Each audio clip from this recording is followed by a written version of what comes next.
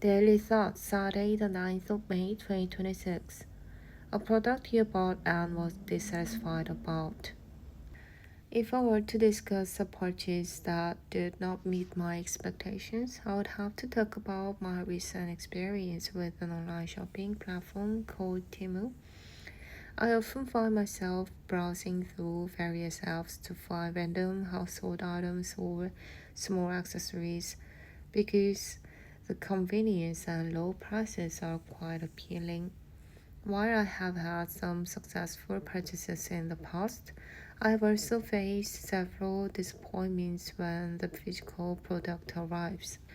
The most notable instance of this was a guitar stand that I ordered recently.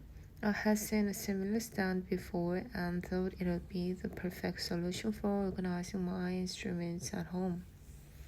The photo on the app looked exactly like the one I had seen in person, so I decided to place the order without hesitating too much. However, when the package finally arrived, the reality was quite different from what I had imagined. The guitar stand was unexpectedly much smaller than I thought it would be. It seemed as though the proportions in the online photos were slightly exaggerated, or perhaps the stand was designed for a much smaller instrument.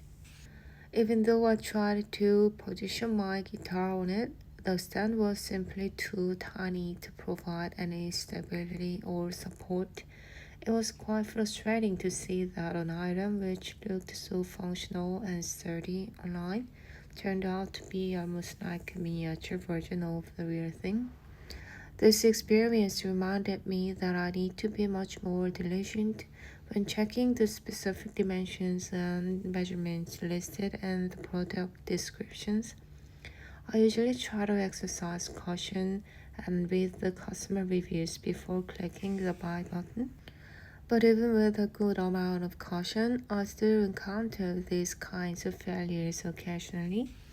The perspective of a camera can be very deceptive, especially when there are no familiar objects in the photo to provide a sense of scale.